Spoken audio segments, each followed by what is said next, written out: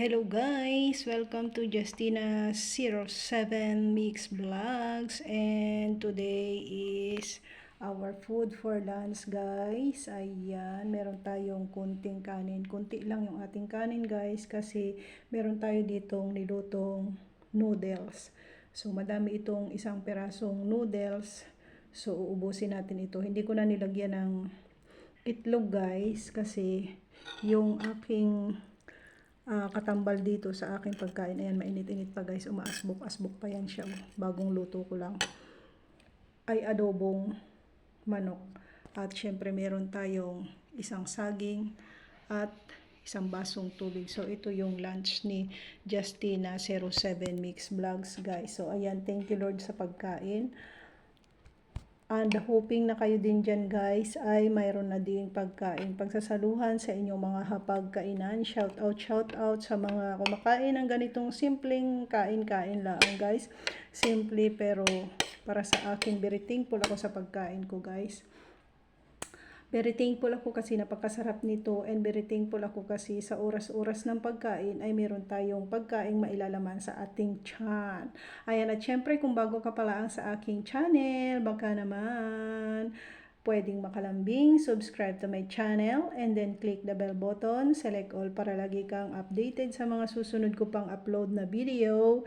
And syempre guys, ayan, gusto nating pasalamatan ang ating mga new friends, new subscribers, at sa mga patuloy pang nagsusubscribe sa ating channel, sa mga palagiang sumusuporta sa aking mga video uploads. Pasensya na kayo kay siguro nasasagap yung batok ng aso ng aming kapitbahay. Ayan, siguro wala pa dyan ang aking kapitbahay, kaya naman bumabatok siya. May dumadaan siguro sa kalsada guys. Kasi ayan, kain tayo guys. Kain po tayo habang mainit pa ang sabaw ng ating masarap na noodles. So, kunting-kunti lang yung ating kanin. Mag-isa lang tayo guys, kakain ng pananghalian. So, pananghalian ko ito guys. Kasi ang aking pamangkin ay nasa eskwelahan pa. Mamayang hapon pa ang uwi niya. Kaya ayan, nananghalian tayong mag-isa. Kain po tayo guys.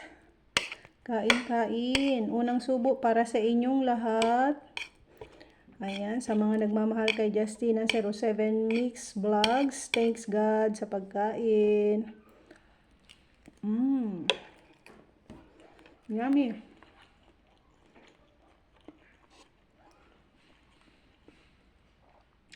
Yung adobo guys na yan na chicken, ulam pa namin yan kagabi ng pamangkin ko. So nireheat ko na lang siya. And then dahil yan ay adobo na nagmamantika, so kailangan natin ng sabaw, kaya naman nagluto ako ng parumali ng noodles kasi meron naman kaming dito. So pag uwi na lang siguro ulit ng agdangan guys tayo magpakasawa sa mga gulay-gulay, kasi dito hindi man kami masyadong magtagal kasi 'di ba Christmas season na. So after ng Christmas ng aking pamangkin ay uuwi na ulit kami ng agdangan kasi doon kami sama-samang nagpapasko ng aking pamilya na nandito sa Pilipinas guys. Excuse me. Doon kami sama-samang nagpapasko guys. Hindi kami hiwa-hiwalay. Sama-sama kami sa isang lugar lamang. So sa Agdangan, Quezon kami sama-sama. Kasi kunti na nga lang kami dito sa Pilipinas. So maghiwa-hiwalay pa kami. So para naman masaya. Palaging ganoon guys kami. Every Christmas season. Talagang sama-sama kami, buo kami.